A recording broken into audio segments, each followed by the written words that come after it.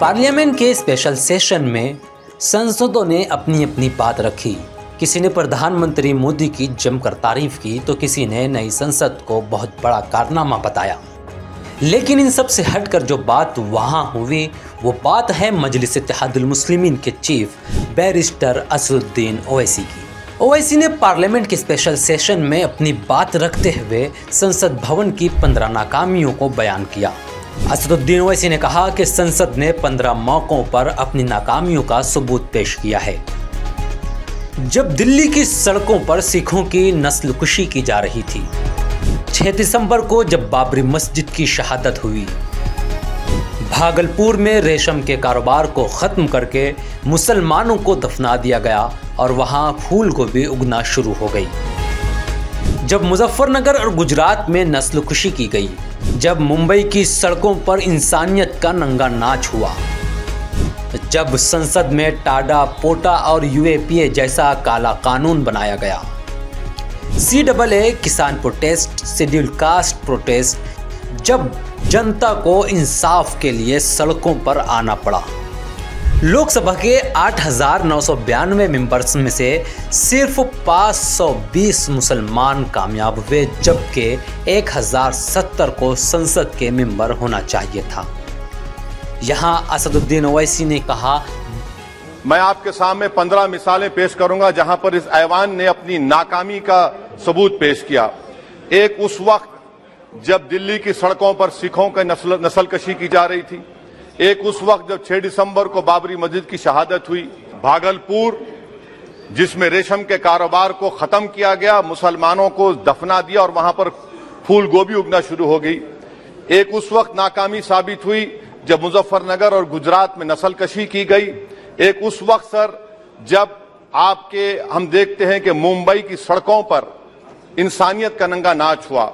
एक उस वक्त जब इस ऐवान में टाडा पोटा का काला कानून बनाया गया, यूएपीए का कानून बनाया गया, आफ्सपा का कानून बनाया गया जिसको 1 साल के लिए बनाया गया था, 58 में हम 2023 में आ गए। एक उस वक्त नाकामी साबित हुई जनाब जब हम देख रहे हैं कि आज ये जो दिल है, भारत का दिल है, हिंदुस्तान का, इंडिया का दिल है, आज गरीबों में, मजलूमों में, मुसलमानों में, कश्मीर की अवाम में, दलितों में, आदिवासियों में इस ऐवान की मोहब्बत और एतमाद खत्म हो रहा है, कम हो रहा है।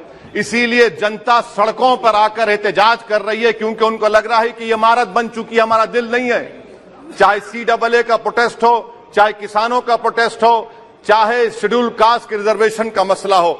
इसीलिए मैं आपके जरिए हम तमाम को मुतनब्बे करना चाह रहा हूं कि अगर हम रोडों पर इंसाफ करना जनता को अलाउ करेंगे, इस ऐवान को दिल नहीं रखेंगे, तो याद रखिए ये हमारी पार्लियामानी जमहूरियत के लिए बड़ा नुकसानदेह साबित होगा।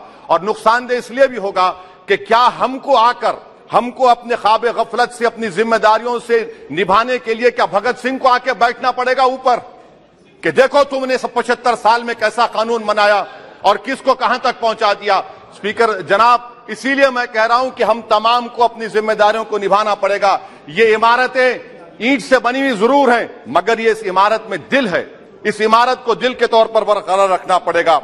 स्पीकर सर, एक और मिसाल दे रहा हूं जहां पर इस ऐवान की नाकामी है। सर, अब तक लोकसभा के कितने 899 मेंबर कामयाब हुए। अब बताइए सर, पार्लियामेंट्री जमहूरियत में, शराकतदारी की जमहूरियत है, रिप्रेजेंटेटिव फॉर्म ऑफ डेमोक्रेसी में 8,992 में कितने मुसलमान कामयाब हुए? कितने सर? 520, जबकि 1070 को इस ऐवान का मेंबर होना चाहिए था। कितना डिप्रीविएशन है सर? कितना डिप्रीविएशन है? 92% डिप्रीविएशन है। इस मौजूदा पार्लियामेंट में स्पीकर साहब सिर्फ 26 हैं, 14% मुसलमान और सिर्फ 4.8 उनका रिप्रेजेंटेशन है। बताइए, हम वोट डालने वाले बन गए, वोट लेने वाले नहीं बने। या तो हकीकत यह है कि आप वोट डालना नहीं चाहते उनको, आप सबको वोट डालेंगे, मगर जहां पर मुसलमान आएगा वो कामयाब नहीं होगा। बताइए, जब दिल में एक 14% आबादी की नुमाइंदगी नहीं होगी तो आप क्या फैसले करेंगे?